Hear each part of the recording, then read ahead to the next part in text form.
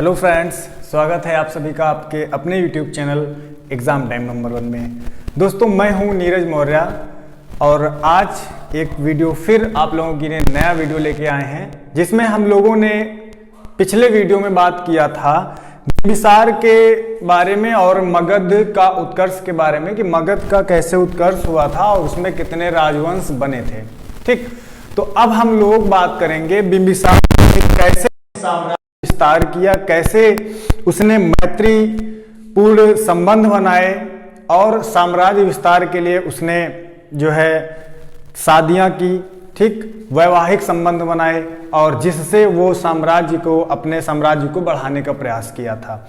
तो उसी को हम लोग कंटिन्यू करेंगे। आखिर पिछले वीडियो में आप लोगों को काफ़ी जो है डाउट्स और काफ़ी चीज़ें इस पिछले वीडियो में बता दिया गया था कि कितने वंश आपके हुए थे।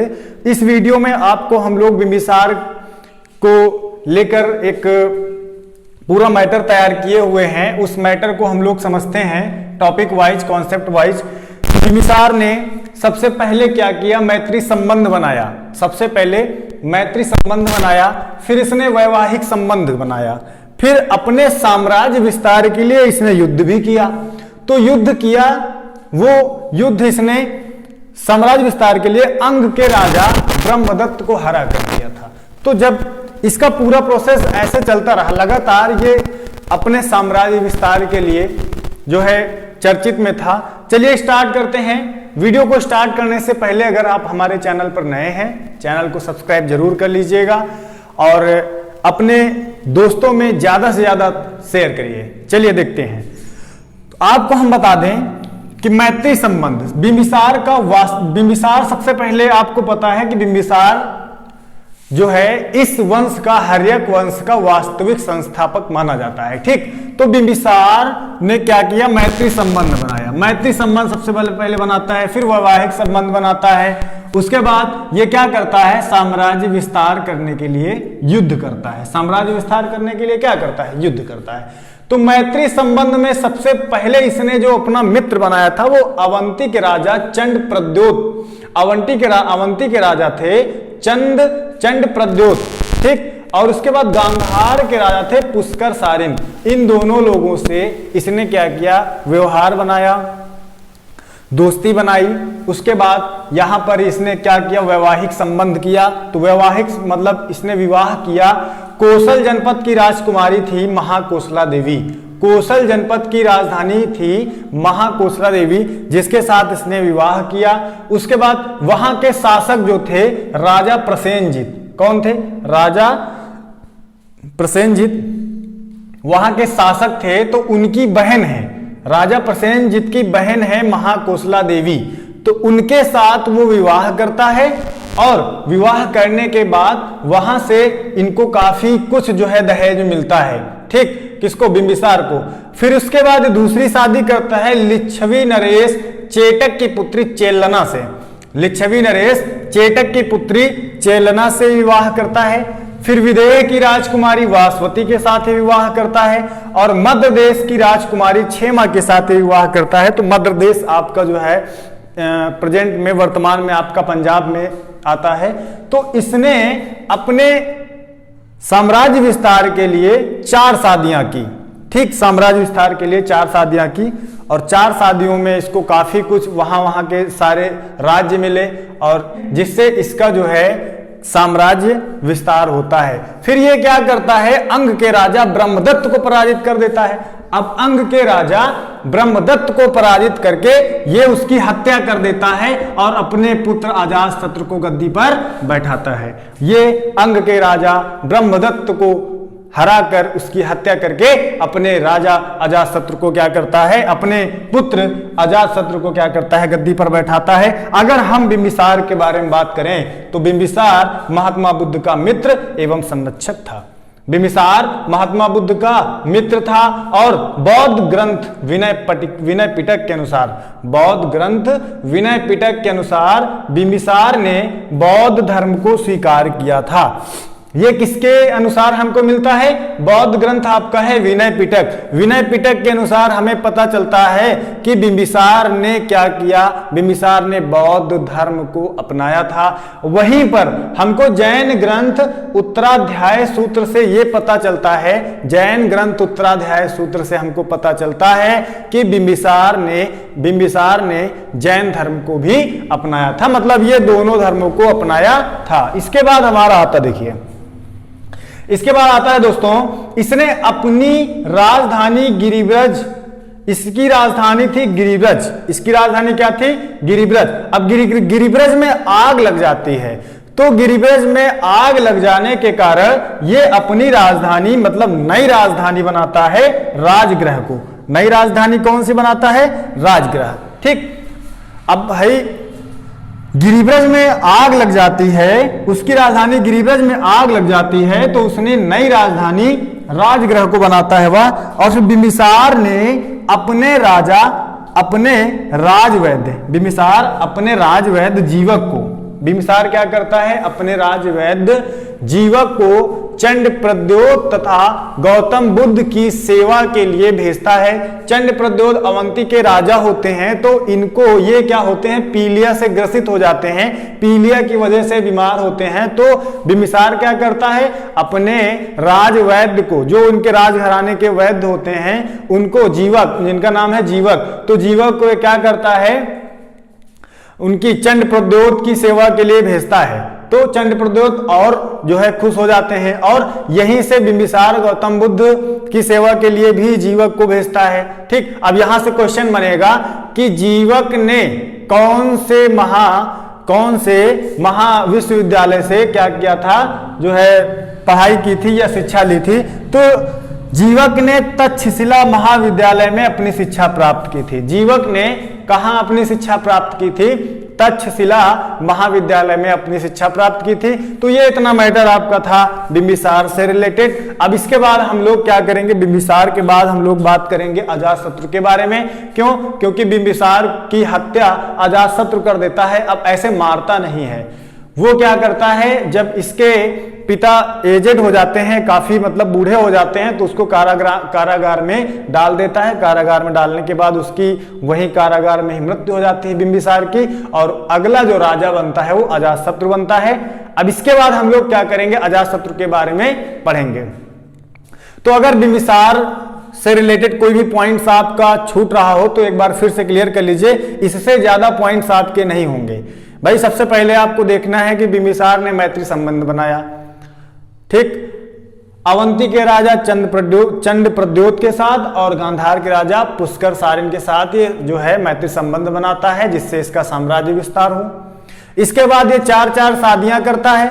शादियां में कौशल जनपद की राजकुमारी महाकोसला देवी के साथ विवाह करता है, जो कि वहां के शासक राजा प्रसेनजित की बहन होती हैं। लिच्छवी नरेश चेटक की पुत्री के साथ ये शादी करता है, चेल्लना के साथ।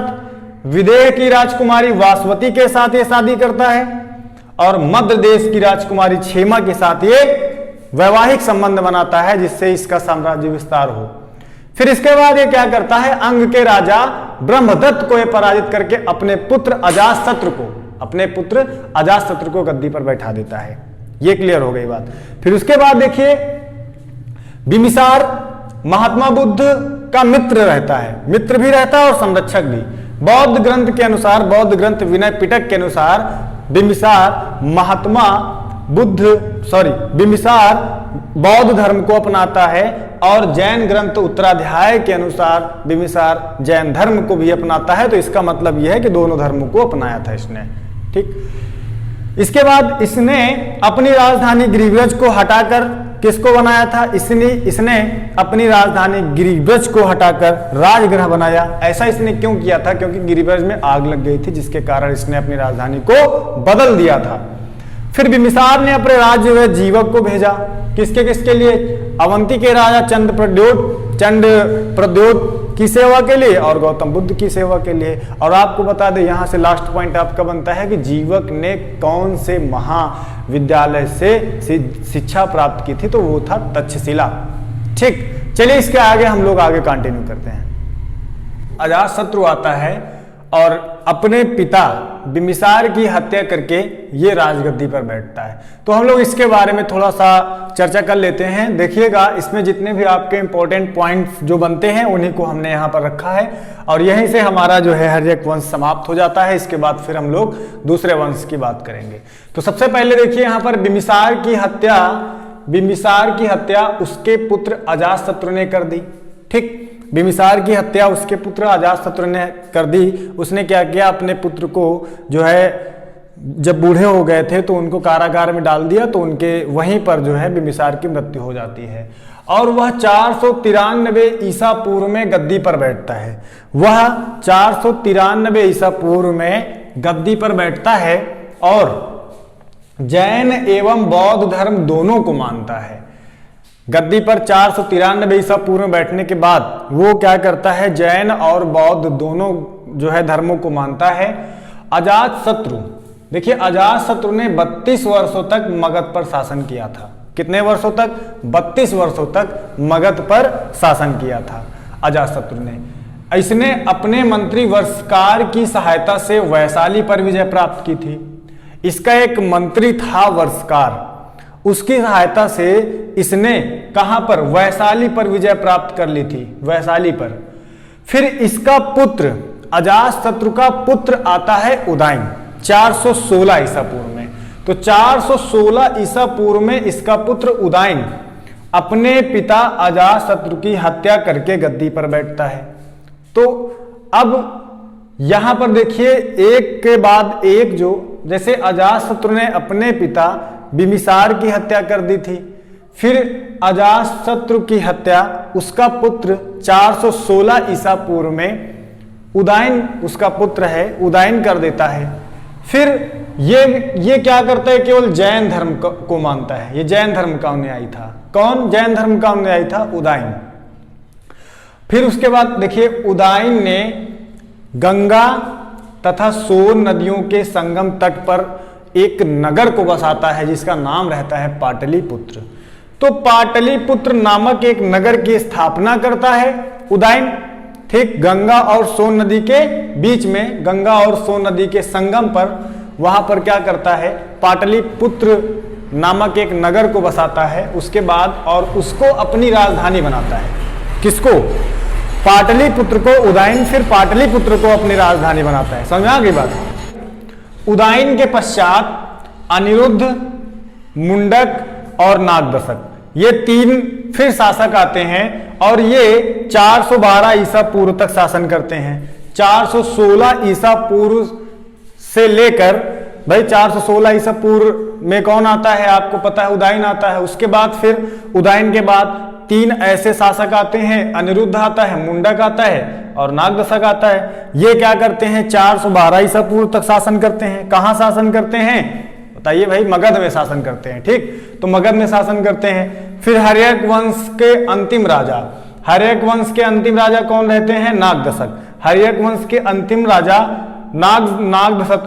नागदशक को शिशुनाग नामक एक अमात्य ने क्या किया? गद्दी से हटाकर अधिकार कर लिया। जो नागदशक गद्दी पर जो बैठता है, मगध के गद्दी पर बैठता है, वहां से क्या करता है? उसको हटा देता है। अमात्य नामक एक जो है शिशुनाग नामक एक अमात्य आता है, वो क्या करता है? नागदशक को मगध की गद्दी से हटा देता है और वह खुद उस गद्दी पर अधिकार कर लेता है। जब वह खुद उस गद्दी पर अधिकार करने के बाद शिशुनाग क्या करता है? एक नए वंश शिशुनाग वंश की स्थापना करता है। ये बात समझ में आपको आ गई होगी। एक बार फिर से कंटिन्यू करते हैं, समझिएगा। देखिए, बिम्बिसार की हत्या उसके पुत्र अजातशत्रु ने कर दिया था और वह 493 ईसा पूर्व में गद्दी पर बैठता है। अजातशत्रु जैन धर्म और बौद्ध धर्म दोनों को मानता है। अजातशत्रु मगध में 32 वर्षों तक शासन करता है और अपने मंत्री वर्षकार की सहायता से वैशाली पर विजय प्राप्त करता है। ठीक, इसके बाद 416 ईसा पूर्व में इसका पुत्र आता है उदयन और यह अजातशत्रु की हत्या करके राजगद्दी पर बैठता है। उसका पुत्र रहता है। फिर वह उदयन क्या करता है? केवल जैन धर्म का अनुयायी होता है। उदयन ने गंगा तथा सोन नदियों के बीच एक पाटलिपुत्र नामक नगर को बसाता है और उसे अपनी ही राजधानी बनाता है। समझा की बात। इसके बाद देखिए उदयन के पश्चात अनिरुद्ध, मुंडक और नागदशक 3 ऐसे शासक होते हैं जो मगध की गद्दी पर बैठकर वहां पर राज करते हैं, शासन करते हैं। लेकिन नागदशक को शिशुनाग नामक एक ऐसा अमात्य आता है जो क्या करता है, नागदशक को उस गद्दी से हटाकर खुद वह उसमें अधिकार कर लेता है और अधिकार करने के बाद एक नए वंश की स्थापना करता है जिसका नाम होता है शिशुनाग वंश। हमें आशा है कि इस वीडियो से आप लोग संतुष्ट होंगे और हर्यक वंश को आप लोगों ने डिटेल में पढ़ा होगा। तो अगर आपसे कोई पूछे कि हर्यक वंश में टोटल कितने राजा, कितने शासक बने, आप लोगों को बिल्कुल जो है याद रखना है। सबसे पहला आपका रहता है बिंबिसार। बिंबिसार जो रहता है उसके बाद अजातशत्रु आता है अपने पुत्र की हत्या करने के बाद। फिर उदयन आता है। उदयन के बाद कौन आता है, अनिरुद्ध आते हैं, मुंडक आते हैं और नागदशक आते हैं। तो 5 आपके, 3 इधर हो गए, 4 हो गए, 5, 6 आपके 6 ऐसे शासक होते हैं जो किसमें, हर्यक वंश में जो है शासक बनते हैं। तो ये मगध की गद्दी पर बैठकर राज करते हैं। तो अगले वीडियो में फिर हम लोग नए टॉपिक के साथ मिलेंगे। इसी के आगे हम लोग अगले वंश शिशुनाग वंश को पढ़ेंगे। तो बने रहिएगा चैनल के साथ और बने रहिए वीडियो के साथ, लगातार आपको वीडियोस मिलेंगे। हमारे चैनल को सब्सक्राइब जरूर करिए और अगर आपको कोई कमियां लगे, कोई त्रुटि लगे तो आप कमेंट बॉक्स पर कमेंट करके जरूर बता सकते हैं।